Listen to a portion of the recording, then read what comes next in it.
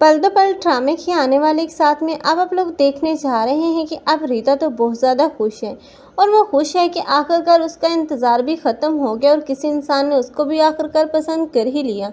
लेकिन सुलेमान जो कि अब शादी करने के दावे कर चुका है रीता के साथ, लेकिन हो सकता है कि अब वो उसके साथ सिंसियर भी हो। लेकिन दूसरी तरफ अब हीर और उसकी वालदा हैं, जब उन्हें पता चलेगा कि अब रीता ने अपने लिए खुद ही लड़का ढूंढ लिया तो वो अब रीदा की मुखालफत करते हुए नजर आएंगे। तब रीदा का साथ देने वाला एक ही शख्स होगा और वो है नबीरा, क्योंकि नबीरा चाहती है कि अब रीदा का भी घर बस जाए, क्योंकि वो उसे अजियत में नहीं देख सकती।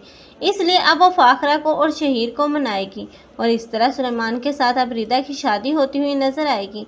लेकिन इस शादी में भी हो सकता है कि अब रीदा को धोखा ही मिले। उसके बाद जब रीदा घर आएगी तो उस पर उसकी माँ हाथ उठाएगी और सबसे बढ़कर शहीर भी अब उसे गलत ही समझेगा।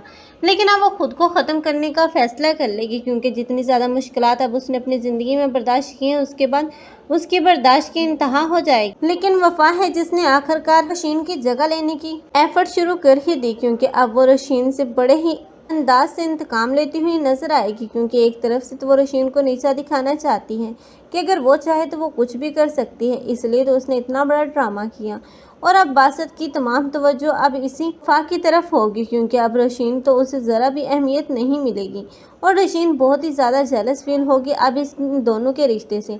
लेकिन अब ये रिश्ता जो कि अब बहुत ही ज़्यादा मजबूत होता हुआ नज़र आएगा, लेकिन ये जितना भी मजबूत हो जाए आखिरकार ये रिश्ते को टूटता हुआ ही दिखाया जाएगा। लेकिन बासत के सामने जब वफा की असलियत आएगी तो वफा का अंजाम तो तब देखने लायक होगा, क्योंकि वफा जिसने बड़ी ही चालाकी से रशीन को उस घर से निकाला और बासत की ज़िंदगी से निकाल बाहर किया और अपनी जगह बना ली। लेकिन वो ये नहीं जानती थी कि जैसा वो कर रही है वैसा आखिर उसकी तरफ पलट कर आएगा। यही बासत होगा जो कि हाथ पकड़ कर वफा उसकी माँ को अब उस घर से निकाल देगा। तब वो लोग तो दर बदर की ठोकरें ही खाएंगे, क्योंकि अब वो तो अपनी औकात से बाहर हो चुकी थी और उसे लगता था कि अब पूरी ज़िंदगी वो इसी ऐशो इशरत में ज़िंदगी गुजारेगी और उसकी सच्चाई कभी किसी के सामने नहीं आ पाएगी। लेकिन अब सच्चाई को जितना भी छुपा लिया जाए, सच्चाई तो एक न एक दिन सामने आकर ही दम लेती है। इसलिए अब वफा उसके साथ तो बहुत ही बुरा होना चाहिए। आप लोगों को ये ड्रामा कैसा लग रहा है और कौन कौन वफा का अंजाम बुरा देखना चाहते हैं, कमेंट सेक्शन में अपनी कीमती राय के इज़हार लाज़मी करें। मज़ीद ऐसे रिव्यूज़ के लिए हमारे चैनल को लाजमी सब्सक्राइब कर लें। अगर आप लोगों को हमारी वीडियो अच्छी लगी हो तो वीडियो को लाइक करना मत भूलिएगा। अल्लाह हाफिज़।